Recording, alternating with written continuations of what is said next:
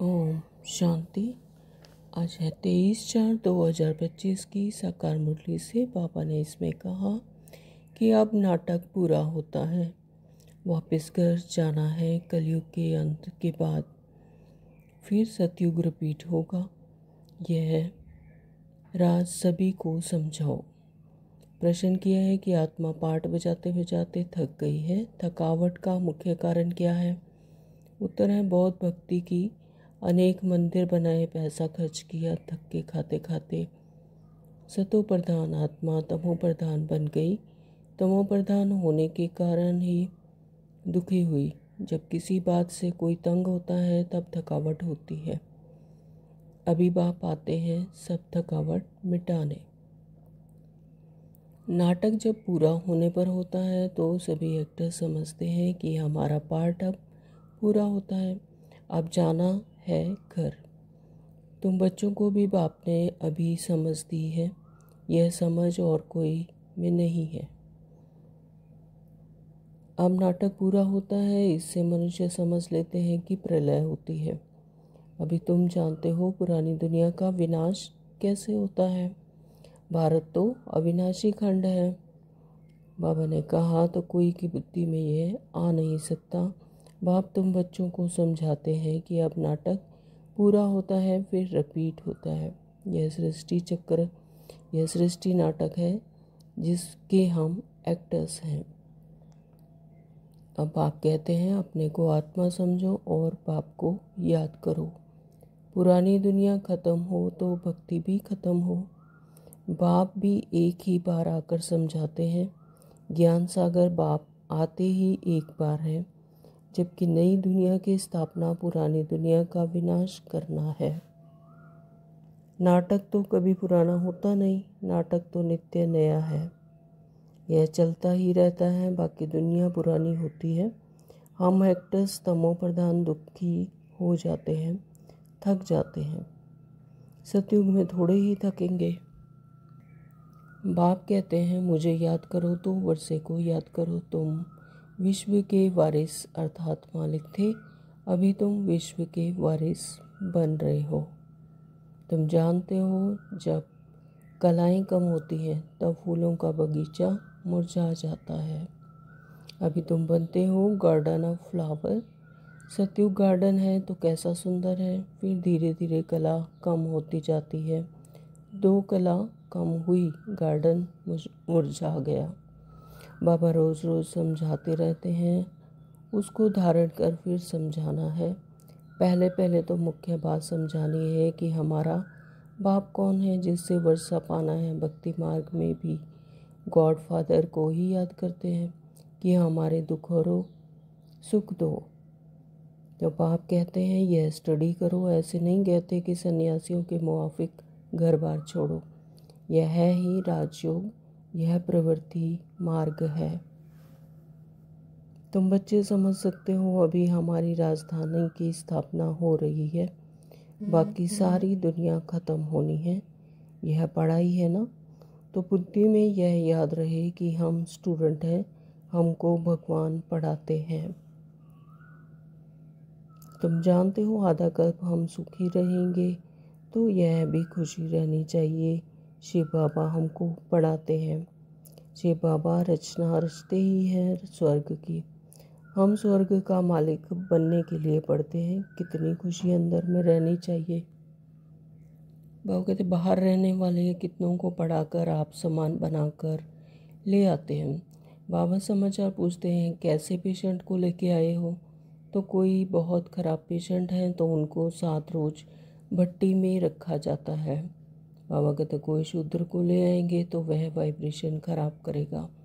तुम बच्चों की चलन भी बहुत रॉयल चाहिए। यह है प्रजापिता ब्रह्मा है तो ब्राह्मण भी यहाँ चाहिए। ब्रह्मा भी शिव बाबा से पढ़ते रहते हैं। तुम अभी पढ़ते ही विष्णुपुरी में जाने के लिए। यह है तुम्हारा अलौकिक घर। इसको तुम सूक्ष्म वतन में भी देखते हो, फिर यहाँ भी देखते हो।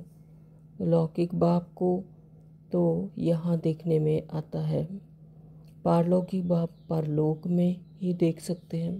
तो यह फिर है अलौकिक वंडरफुल बाप तो इस अलौकिक भाव को समझने में ही मूंझते हैं। तो शिव बाबा के लिए तो कहेंगे निराकार है, तुम कहेंगे वह बिनती है, तो वह करके अखंड ज्योति व ब्रह्म कह देते हैं। अभी हम जाएंगे शांति धाम।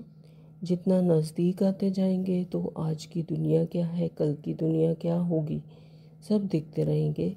स्वर्ग की बादशाही नज़दीक देखते रहेंगे। यह भागीरथ है, बाप आएंगे ही जरूर एक बार। भागीरथ का नाम क्या है यह भी किसी को पता नहीं। यहाँ तुम बच्चे अब बाप के सम्मुख बैठते हो तो बुद्धि में याद रहे कि बाबा आया हुआ है, हमको सृष्टि चक्र का राज बता रहे हैं। अभी नाटक पूरा होता है, अब हमको जाना है। यह बुद्धि में रखना कितना सहज है, परंतु यह भी याद कर नहीं सकते। बाबा ने कहा शांति धाम सुख धाम को याद करते रहो, दिल से पूछो हमको क्या याद पड़ता है। अगर बाप की याद नहीं तो ज़रूर बुद्धि कहीं भटकती है। धारणा के लिए मुख्य सार में बाबा ने कहा सदा हर्षित रहने के लिए बुद्धि में पढ़ाई और पढ़ाने वाले बाप की याद रहे। खाते पीते सब काम करते पढ़ाई पर पूरा ध्यान देना है। नंबर 2 बाबा ने कहा कि बाप दादा की दिल पर चढ़ने के लिए श्रीमत पर बहुतों को आप समान बनाने की सर्विस करनी है। वरदान दिया अशरीरीपन के इंजेक्शन द्वारा मन को कंट्रोल करने वाले एकाग्रचित्त भव। स्लोगन दिया अपने पूर्वज स्वरूप को स्मृति में रख, सब आत्माओं पर रहम करो। ओम शांति। तो शुरू करते हैं आज की साकार मुरली विस्तार से। बाबा कहते हैं मीठे बच्चे, हाँ जी बाबा, अब नाटक पूरा होता है, वापस घर जाना है। कलयुग अंत के बाद फिर सतयुग रिपीट होगा, यह राज सभी को समझाओ। अब नाटक पूरा होता है, यानी अब सृष्टि चक्र का नाटक पूरा होता है। अब यह हमारा 84वां जन्म है, अब संगम युग है, जब परमात्मा हमें अपना परिचय देते हैं और हमें हमारे सत्य स्वरूप की स्मृति दिलाते हैं। जैसे कि दिन के बाद रात होती है और फिर सुबह होती है, यानी अमृत वेला होता है, फिर सवेरा हो जाता है, दिन होता है। तो यह भी सृष्टि चक्र की इसी तरह से चलता है। तो अब यह एक कल्प का नाटक पूरा होता है, अब घर वापस जाना है। तो कलयुग के अंत के बाद फिर सतयुग को रिपीट होना ही है। कलयुग के बाद क्या आता है, सतयुग आता है। तो यह राज सभी को समझाओ। प्रश्न किया बाबा ने, आत्मा पाठ बजाते बजाते थक गई है, थकावट का मुख्य कारण क्या है? उत्तर दिया कि बहुत भक्ति की, अनेक मंदिर बनाए, पैसा खर्च किया, धक्के खाते रहे, धक्के खाते खाते फिर सतो प्रधान आत्मा तमो प्रधान बन गई, यानी जन्म दर जन्म लेते लेते फिर अपने सतो प्रधानता की जो क्वालिटी थी वो कम होती गई, उसकी परसेंटेज कम होती गई और कलयुग के अंत में आते आते तमो प्रधान बन गई, कोई कला नहीं रही। तो तमो प्रधान होने के कारण ही दुखी हुई। तो जब किसी बात से कोई तंग होता है तो फिर क्या आती है, थकावट होती है। तो अभी बाप आए हैं सब थकावट मिटाने। तो बाबा क्या कर रहे हैं, अभी थकावट मिटा रहे हैं सभी की। तो आत्मिक स्वरूप में जब आत्मा रहती है तो उसको शांति और सुख का आनंद है ना, उसका मूल गुण ही है। लेकिन जब अपनी आत्मा को भूल ही जाती है कि मैं हूँ ही आत्मा, तो फिर वो शांति आनंद सुख लेने के लिए साधनों की तरफ भागती है, इसलिए थक जाती है।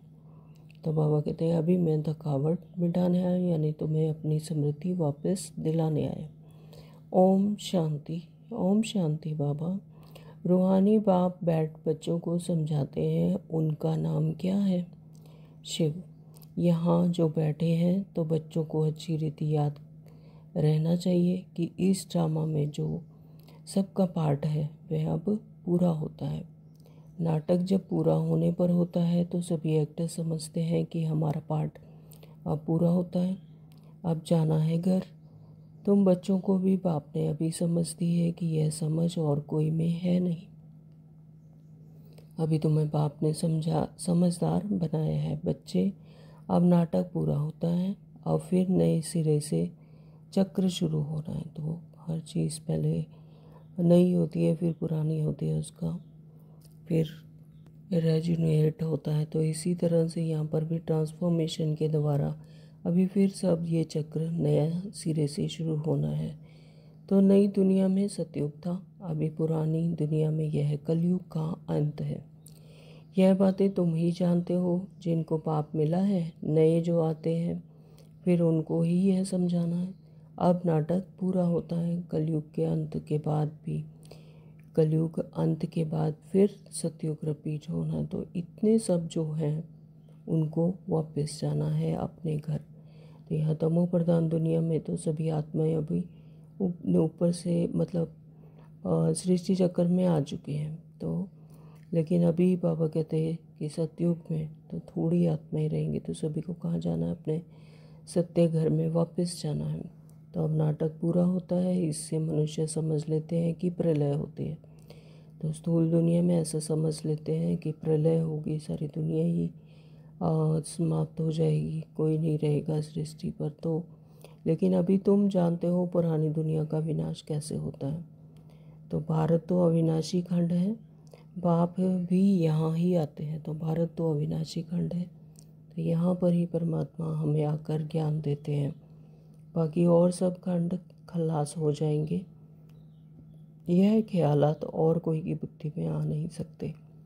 बाप तुम बच्चों को समझाते हैं, अब नाटक पूरा होता है, फिर रिपीट कर रहे हैं। आगे नाटक का नाम भी तुम्हारी बुद्धि में नहीं था, कहने मात्र कह देते थे यह सृष्टि नाटक है जिसमें हम एक्टर्स हैं। आगे जब हम कहते थे तो शरीर को समझते थे, अब बाप कहते हैं अपने को आत्मा समझो और बाप को याद करो। अब हमको वापस घर जाना है, वह है स्वीट होम। उस निराकारी दुनिया में हम आत्माएं रहती हैं। यह ज्ञान कोई भी मनुष्य मात्र में है नहीं। अभी तुम संगम पर हो, जानते हो। अभी हमको वापस जाना है। पुरानी दुनिया ख़त्म हो तो भक्ति भी ख़त्म हो। जैसे पुरानी दुनिया ख़त्म हो गई तो फिर भक्ति भी ख़त्म हो जाएगी, क्योंकि भक्ति में क्या करते हैं, हे भगवान बचाओ, है ना, हमें दुखों से लिबरेट करो, हमारे दुखों को ख़त्म करो। जब पुरानी दुनिया ही ख़त्म हो जाएगी, दुख ही ख़त्म हो जाएगी, तो भक्ति भी ख़त्म हो जाएगी। तो पहले पहले कौन आते हैं, कैसे यह धर्म नंबरवार आते हैं, तो यह बातें कोई शास्त्रों में नहीं है। तो यह बाप नई बातें समझाते हैं। तो ऐसा राजदार कौन है, स्वयं परमपिता परमात्मा। तो वही फिर हमें आकर यह समझाते हैं, वही बताते हैं कि कैसे कैसे धर्म भी नंबरवार आते हैं। तो यह कोई और समझा ना सके, बाप भी एक ही बार आकर समझाते हैं। ज्ञान सागर बाप आते ही एक बार है, जबकि नई दुनिया की स्थापना, पुरानी दुनिया का विनाश करना है। बाप की याद के साथ यह चक्र भी बुद्धि में रहना चाहिए। अब नाटक पूरा होता है, हम जाते हैं घर। पाठ बजाते बजाते हम थक गए हैं, पैसा भी खर्च किया, भक्ति करते करते हम सतो प्रधान से फिर तमो प्रधान भी बन गए हैं। दुनिया ही पुरानी हो गई है। नाटक पुराना कहेंगे नहीं, नाटक तो कभी पुराना होता ही नहीं, नाटक तो नित्य नया है, यह चलता ही रहता है। तो नाटक पुराना नहीं होता, नाटक तो चलता ही रहता है। बाकी दुनिया पुरानी हो जाती है, तो दुनिया में जो हमारा पार्ट है वो पुराना हो जाता है, दुनिया पुरानी हो जाती है। नाटक तो वैसे ही चलता रहता है। हम एक्टर्स तमो प्रधान दुखी हो जाते हैं, थक जाते हैं। सतयुग में थोड़ी ही थकेंगे, तो सतयुग में तो एकदम आत्मा अपनी संपूर्ण स्टेज पर होती है, हायर स्टेज पर, और आत्मिक स्मृति होती है, तो वहाँ पर थकेंगे नहीं। कोई बात में थकेंगे, वह तंग होने की बात ही नहीं। यहाँ तो अनेक प्रकार की तंगी देखनी पड़ती है, तुम जानते हो यह पुरानी दुनिया ख़त्म होनी है। संबंधी आदि कुछ भी याद नहीं आना चाहिए। एक बाप को ही याद करना चाहिए जिससे विक्रम विनाश होते हैं। विक्रम विनाश होने का और कोई उपाय नहीं है। गीता में भी मन मना भव अक्षर है ना। गीता में भी कहा है कि मन मना भव, यानी अपने आप को मुझे सौंप दो, मुझे समर्पण कर दो और परमात्मा को याद करो। तो परंतु अर्थ कोई समझ ना सके। बाप कहते हैं मुझे याद करो और वर्षे को याद करो। तुम विश्व के वारिस अर्थात मालिक थे, अभी तुम विश्व के वारिस बन रहे हो, तो कितनी खुशी होनी चाहिए। अभी तुम कौड़ी से हीरे मिसल बन रहे हो, है ना। तो कितनी खुशी की बात है कि बाबा हमें क्या दे रहे हैं, विरासत में विश्व की बादशाही। तो विश्व के वारिस बन रहे हो, तो कितनी खुशी होनी चाहिए। तो यहाँ तुम आए ही हो बाप से वर्षा लेने के लिए। तो यहाँ पर बाबा हमें पढ़ाकर, हमें श्रीमत देकर, दैवीय गुण धारण करवा कर क्या करते हैं, वर्षा देते हैं। तुम जानते हो जब कलाएं कम होती हैं तो फूलों का बगीचा मुरझा जाता है। अभी तुम बनते हो गार्डन ऑफ फ्लावर बनते हो। अभी हम बनते हैं गार्डन ऑफ फ्लावर। सतयुग गार्डन है तो कैसा सुंदर है। और अब धीरे धीरे कला कम होती जाती है। 2 कला कम हुई तो गार्डन मुरझा गया। अभी तो कांटों का जंगल बन गया। तो कांटे यहाँ पर तमो प्रधानता को कह रहे हैं बाबा, और फ्लावर मतलब सतोगुण, है ना। जब आत्मा में सतो प्रधान होती है तो फिर क्या है, गार्डन ऑफ फ्लावर। अभी तुम जानते हो दुनिया को कुछ भी पता नहीं है। यह नॉलेज तुमको मिल रही है। यह है ही नई दुनिया के लिए नई नॉलेज। नई दुनिया स्थापन होती है, करने वाला है बाप। सृष्टि का रचयिता बाप है। याद भी बाप को ही करते हैं कि आकर हेवन रचो, तो सुखधाम रचो, तो जरूर दुखधाम का विनाश होगा ना। बाबा रोज़ रोज़ समझाते रहते हैं, उसको धारण कर फिर समझाना है। पहले पहले तो मुख्य बात समझानी है कि हमारा बाप कौन है, जिससे वर्षा पाना है। तो सबसे पहले तो यही पता होना चाहिए कि हमारा पारलौकिक बाप कौन है, और फिर उसी से वर्षा पाना है। भक्ति मार्ग में भी गॉड फादर को याद करते रहते हैं, हमारे दुख हरो सुख दो। तो तुम बच्चों की बुद्धि में भी स्मृति रहनी चाहिए कि स्कूल में स्टूडेंट्स की बुद्धि में नॉलेज रहती है ना, कि घर बार स्टूडेंट लाइफ में धंधे दौरी की बात रहती ही नहीं, स्टडी ही याद रहती है। तो यहाँ तो फिर कर्म करते, गृहस्थ व्यवहार में रहते। बाप कहते हैं यह स्टडी करो। ऐसे नहीं कहते कि सन्यासियों के मुआफिक घर बार छोड़ो। तो यहाँ पर घर बार छोड़ने की कोई बात ही नहीं। गृहस्थ में रहते हुए कमल फूल समान पवित्र, न्यारे और प्यारे रहने की बात है। तो यह है ही राजयोग, यह प्रवृत्ति मार्ग है। सन्यासियों को भी तुम कह सकते हो कि तुम्हारा है हठ योग। तुम घर बार छोड़ते हो, यहाँ वह बात नहीं है। यहाँ दुनिया ही कैसी गंदी है, क्या लगा पड़ा है। गरीब आदि कैसे रह पड़े हैं, देखने से ही नफरत आती है। बाहर से जो विजिटर आदि आते हैं उन्हों को तो अच्छे अच्छे स्थान दिखाते हैं। गरीब आदि कैसे गंदे में रह पड़े हैं वह थोड़ी ही दिखाते हैं। तो यह तो है ही नर्क, परंतु उनमें भी फ़र्क तो बहुत है ना। साहूकार लोग कहाँ रहते हैं और गरीब कहाँ रहते हैं, तो कर्मों का हिसाब है ना। तो सतयुग में ऐसी गंदगी हो नहीं सकती, वहाँ भी फ़र्क तो रहता है ना।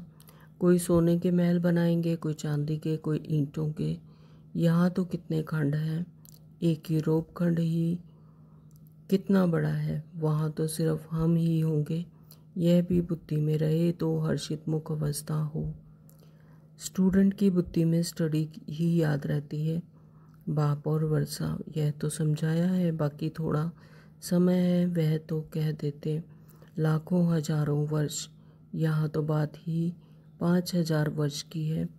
तुम बच्चे समझ सकते हो, अभी हमारे राजधानी की स्थापना हो रही है, बाकी सारी दुनिया ख़त्म होनी है। यह पढ़ाई है ना, तो बुद्धि में यह याद रहे हम स्टूडेंट हैं, हमको भगवान पढ़ाते हैं। तो भी कितनी खुशी रहे, यह क्यों भूल जाता है। माया बड़ी प्रबल है, वह भुला देती है। स्कूल में सब स्टूडेंट्स पढ़ रहे हैं, सभी जानते हैं हमको भगवान पढ़ाते हैं। वहाँ तो अनेक प्रकार की विद्या पढ़ाई जाती है, अनेक टीचर्स होते हैं। यहाँ तो एक ही टीचर है, तो एक ही स्टडी है। तो स्थूल दुनिया में बाबा कहते हैं कि कितनी तरह की पढ़ाई होती है और स्कूल में और स्टूडेंट पढ़ते हैं, लेकिन यहाँ पर तो सिर्फ एक ही टीचर है और एक ही स्टडी है। बाकी नायब टीचर्स तो ज़रूर चाहिए। स्कूल है एक, बाकी सब ब्रांचेस हैं। पढ़ाने वाला तो एक बाप है। बाप आकर सभी को सुख देते हैं। तुम जानते हो आधा कल्प हम सुखी रहेंगे, तो आधा कल्प सुख में रहेंगे। सतयुग में और त्रेता में सुख में रहती है आत्मा, तो यह भी खुशी रहनी चाहिए। शिव बाबा हमको पढ़ाते हैं। शिव बाबा रचना रचते ही हैं स्वर्ग की। हम स्वर्ग का मालिक बनने के लिए पढ़ते हैं। कितनी खुशी अंदर में रहनी चाहिए। वह स्टूडेंट भी खाते पीते सब कुछ घर का काम आदि करते हैं। हाँ, कोई हॉस्टल में रहते हैं कि जास्ती पढ़ाई में ध्यान रहेगा। सर्विस करने के लिए बच्चियाँ बाहर में रहती हैं। कैसे कैसे मनुष्य आते हैं। यहाँ तो तुम कितने सेफ बैठे हो, कोई अंदर घुस न सके। यहाँ कोई का संग नहीं, तो पतित से बात करने की दरकार ही नहीं। तुमको कोई का मुंह देखने की भी दरकार नहीं, तो फिर भी बाहर रहने वाले तीखे चले जाते हैं। कैसा वंडर है। बाहर रहने वाले कितनों को पढ़ाकर आप सामान बनाकर और ले आते हैं। बाबा समाचार पूछते हैं कैसे पेशेंट लेकर आए हो। है तो जो नए बच्चे आते हैं तो उनकी अलग अलग तरह की वृत्ति होती है। तो बाबा कहते हैं कि कैसे पेशेंट लेकर आए हो। कोई बहुत ख़राब पेशेंट हैं तो उनको 7 रोज़ भट्टी में रखा जाता है, यानी उन्हें योग और ज्ञान दिया जाता है, तो 7 रोज़ भट्टी में दिया जाता है। तो यहाँ कोई भी शूद्र को नहीं ले आना है। यह मधुबन है। जैसे कि तुम ब्राह्मणों का एक गांव, तो यहाँ बाप तुम बच्चों को बैठ समझाते हैं, विश्व का मालिक बनाते हैं। कोई शूद्र को ले आएंगे तो वाइब्रेशन खराब करेगा। शूद्र यानी जिनकी चलन आसुरी है, तो यहाँ पर शूद्र को ले आएंगे तो वह वाइब्रेशन खराब करेगा। तुम बच्चों की तो चलन भी बहुत रॉयल चाहिए। तो श्रीमत जो धारण करते हैं बच्चे, उन सब की चलन कैसे होनी चाहिए, रॉयल। आगे चल तुमको बहुत साक्षात्कार होते रहेंगे।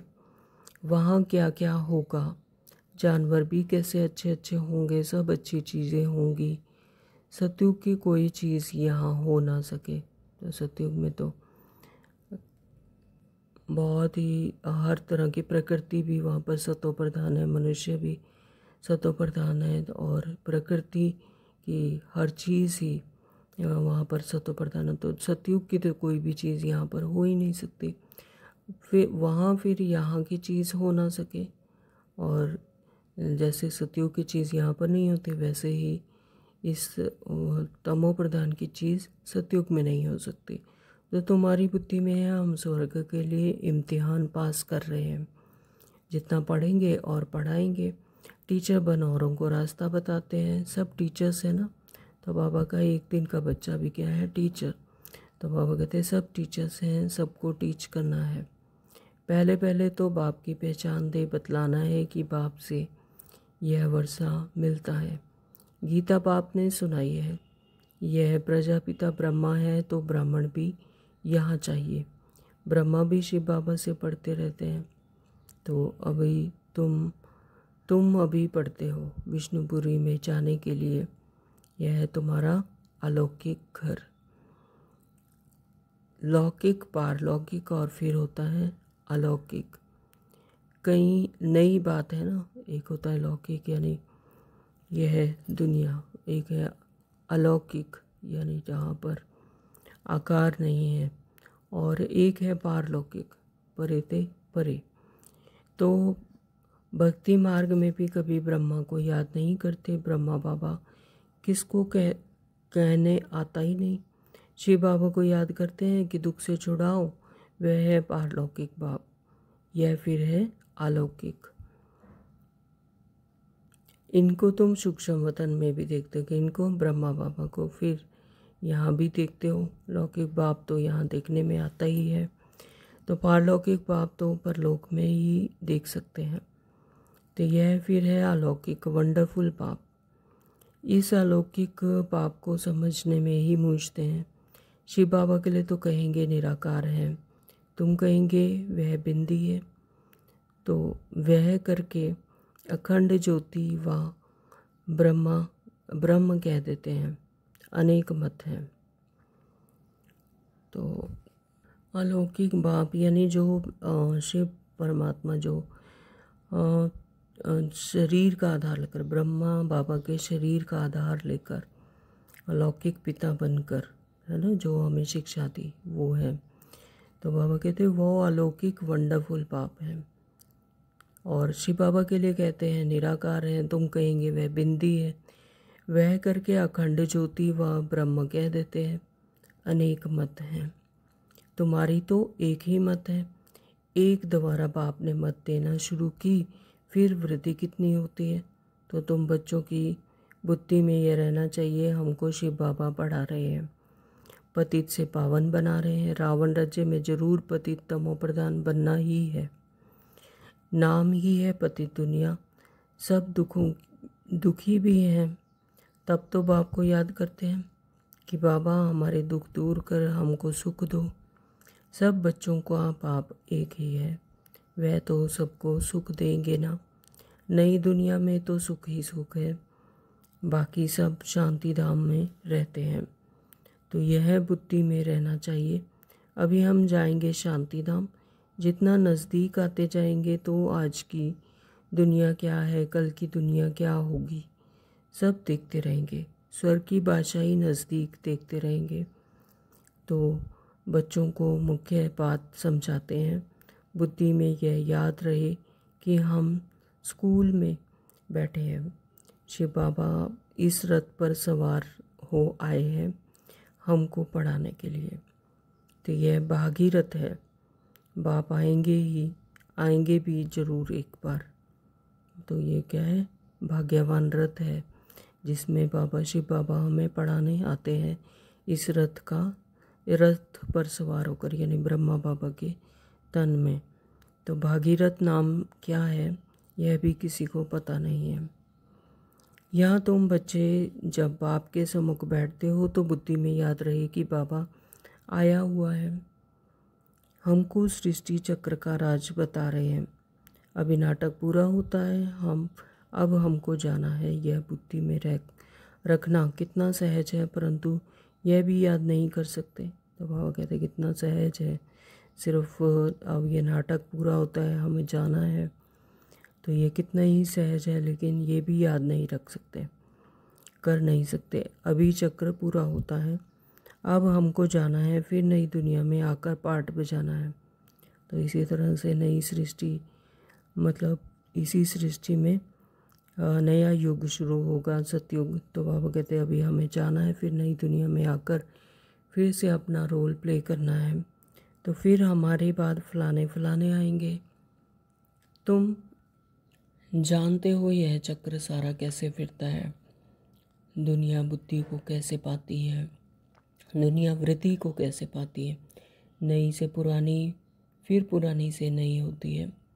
विनाश के लिए तैयारियां भी देख रहे हो कि कैसे कैसे विनाश की तैयारियां हो रही हैं दुनिया में, है ना। नेचुरल कैलेमिटीज़ भी होनी है, नेचुरल कैलेमिटीज़ ऑलरेडी हो रही हैं।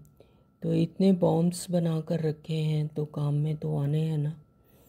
बॉम्ब से ही इतना काम होगा जो फिर मनुष्यों के लड़ाई की दरकार नहीं रहेगी। लश्कर को फिर छोड़ते जाएंगे तो बॉम्ब्स फेंकते जाएंगे, फिर इतने सब मनुष्य नौकरी से छूट जाएंगे तो भूखे मरेंगे ना। तो यह सब होने का है। फिर सिपाही आदि क्या करेंगे, अर्थक्वेक होती रहेगी, बॉम्ब्स गिरते रहेंगे, तो एक दो को मारते रहेंगे, खूने नायक खेल तो होना है ना। तो बाबा पूरा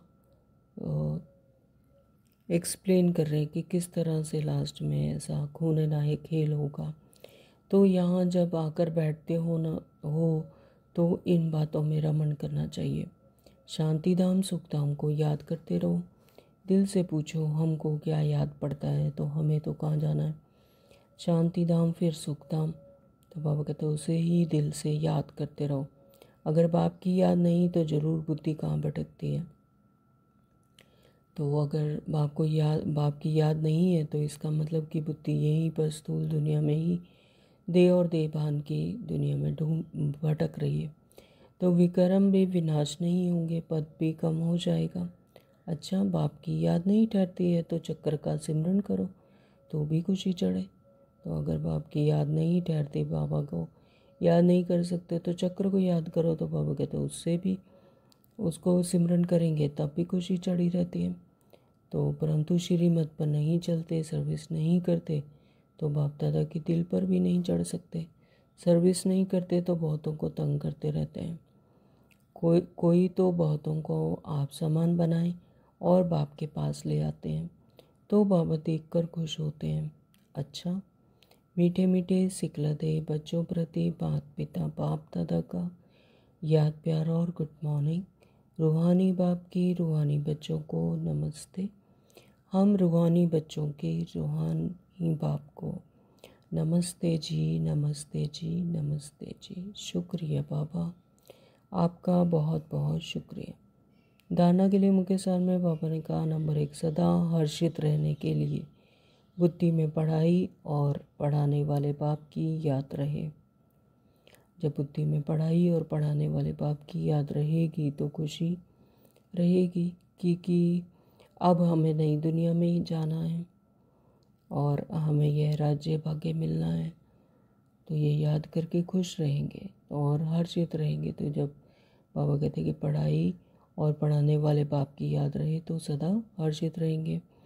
खाते पीते सब काम करते पढ़ाई पर पूरा ध्यान देना है। तो खाते पीते और हर कर्म करते हुए भी पढ़ाई के जो पॉइंट्स हैं वो सारा दिन याद रहे, ध्यान में रहे कि बाबा ने आज क्या कहा मुरली में, और उसका मंथन चलता रहे बुद्धि में। नंबर 2, बाबा ने कहा कि बाप दादा की दिल पर चढ़ने के लिए श्रीमत पर बहुतों को आप समान बनाने की सर्विस करनी है, किसी को भी तंग नहीं करना है। तो बाप दादा के दिल पर चढ़ने के लिए बाबा कहते हैं कि श्रीमत पर जैसे हम श्रीमत ले रहे हैं ऐसे ही और आत्माओं को भी आप समान बनाने की सर्विस करनी है। उन्हें भी उनकी आत्मिक स्मृति की याद दिलानी है, उन्हें भी परमात्मा का परिचय देना है। और ये सृष्टि चक्र अब ख़त्म होता है, नाटक ख़त्म होता है, ये समझ देनी है। तो बाबा कहते हैं ये आप समान बनाने की सर्विस करनी है और किसी को भी तंग नहीं करना, मनसा वाचा कर्मणा, किसी को भी तंग नहीं करना है। वरदान दिया बाबा ने अशरीरीपन के इंजेक्शन द्वारा मन को कंट्रोल करने वाले एकाग्रचित्त भव। जैसे आजकल अगर कोई कंट्रोल में नहीं आता है तो बहुत तंग करता है, उछलता है या पागल हो जाते हैं, या उनको फिर ऐसा इंजेक्शन लगा देते हैं कि वह शांत हो जाए, है ना। तो ऐसे अगर संकल्प शक्ति आपके कंट्रोल में नहीं आती हो तो अशरीरीपन का इंजेक्शन लगा दो। यानी जैसे ही किसी को आत्मिक स्मृति आई कि मैं तो हूँ ही आत्मा, तो फिर यह मन का शोर भी बंद हो जाता है, बंद कर देगा। मन में जो के रोल में जो फंसे हुए हैं तब क्यों क्या कैसे करते हैं, तो जब आत्मिक स्मृति आई यानी अशरीरीपन का इंजेक्शन लगा तो फिर वह कंट्रोल हो जाता है। फिर संकल्प शक्ति व्यर्थ नहीं उछलेगी, है ना। तो जो व्यर्थ चलता है वो मन की गतिविधियों से ही चलता है, तो फिर व्यर्थ नहीं उछलेगी और सहज एकाग्रचित हो जाएंगे। लेकिन यदि बुद्धि की लगाम बाप को देकर फिर ले लेते हो तो मन व्यर्थ की मेहनत में डाल देता है। तो जब बुद्धि की लगाम बाप को देकर फिर वापस ले लेते हो, है ना, मैं मेरा लगा देते हो और क्यों क्या में फंस जाते हो, तो फिर मन क्या करता है, व्यर्थ की मेहनत में डाल देता है। तो व्यर्थ की मेहनत से छूट जाओ, तो यानी अपने आत्मिक समृद्धि में रहो और कि मैं हूँ ही आत्मा और ये मेरा रोल है। तो इसमें नहीं फंसो, देह और देहभान की दुनिया में नहीं फंसो। तो फिर बाबा कहते कि अब व्यर्थ की मेहनत से छूट जाओ। स्लोगन दिया बाबा ने, अपने पूर्वज स्वरूप को वो समृद्धि में रख सर्व आत्माओं पर रहम करो। तो अब अपना क्या स्वरूप है? पूर्वज स्वरूप। जब यह समृद्धि आती है कि मैं हूँ ही पूर्वज आत्मा, है ना, इस कल्प वृक्ष की मैं पूर्वज आत्मा, तो जो बाकी सब आत्माएं हैं वो क्या है? बच्चे हैं। तो पूर्वज आत्मा क्या करती है? सदा ही अपने बच्चों पर रहम करती है, कल्याण करते हैं। तो इसीलिए बाबा कहते हैं अपने पूर्व स्वरूप को समृद्धि में रख सर्व आत्माओं पर रहम करो। 1 मिनट की ड्रिल करेंगे। मैं पूर्वज आत्मा इस कल्प वृक्ष की जड़ों पर बैठी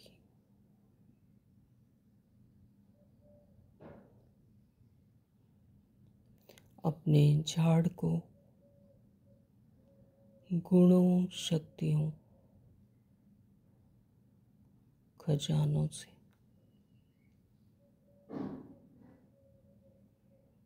सींच रही हूँ। झाड़ का हर एक पत्ता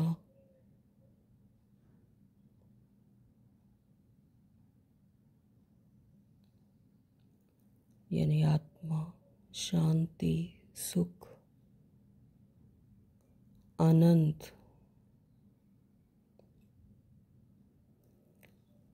अनुभव कर रहा है। हर एक आत्मा भरपूर हो रही है।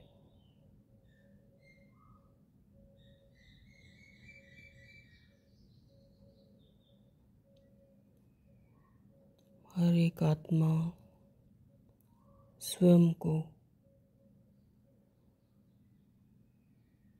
संपन्न अनुभव कर रही है।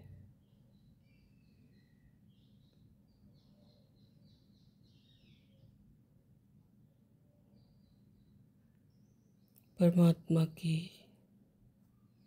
श्रीमत हर एक आत्मा सूक्ष्म रूप से धारण कर रही है।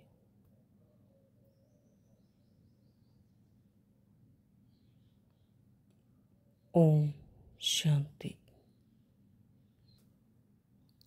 आज के अव्यक्त इशारे हैं, कंबाइंड रूप की समृद्धि से सदा विजयी बनो। जैसे शरीर और आत्मा दोनों कंबाइंड होकर कर्म कर रही हैं, ऐसे कर्म और योग दोनों कंबाइंड हों। कर्म करते याद ना भूलें और याद में रहते कर्म ना भूलें। तो यहाँ पर कर्म करते हुए परमात्मा की याद में ही कर्म कर रहे हैं, तो परमात्मा की याद ना भूलें। और याद रहते हुए बाबा कहते कर्म ना भूलें, क्योंकि आपका टाइटल ही है कर्म योगी। तो कर्म करते याद में रहने वाले सदा न्यारे और प्यारे होंगे, हल्के होंगे, क्योंकि परमात्मा पिता कंबाइंड स्वरूप में साथ हैं। तो नॉलेजफुल के साथ साथ पावरफुल स्टेज पर रहो। नॉलेजफुल और पावरफुल ये दोनों स्टेज कंबाइंड हों, तब स्थापना का कार्य तीव्र गति से होगा। जब नॉलेजफुल भी होंगे और पावरफुल भी, पावर किससे मिलेगी? परमात्मा से। तो पावरफुल जब पिता जो सर्वशक्तिमान पिता है वो जब कंबाइंड स्वरूप में साथ होंगे, तो नॉलेजफुल भी होंगे और पावरफुल भी। और यह दोनों ही स्टेज क्या है? कंबाइंड हो, तब स्थापना का कार्य तीव्र गति से होगा। तो बाबा ने आज शरीर और आत्मा को कंबाइंड रूप से कर्म कर रही है और कर्म योगी होते हुए परमात्मा की याद में रहना है। तो आज सारा दिन कर्म करते हुए भी परमात्मा की याद में रहना है। मनसा वाचा कर्मणा, हर सेकेंड हर एक श्वास को सफल करना है और परमात्मा की याद में रहता। कर्म करते हुए परमात्मा की याद सदा रहे, कंबाइंड स्वरूप में होकर सदा न्यारे और प्यारे रहेंगे और हल्के रहेंगे। तब नॉलेजफुल और पावरफुल ये दोनों स्टेज को एक्वायर कर सकेंगे। Om Shanti. Thank you Baba.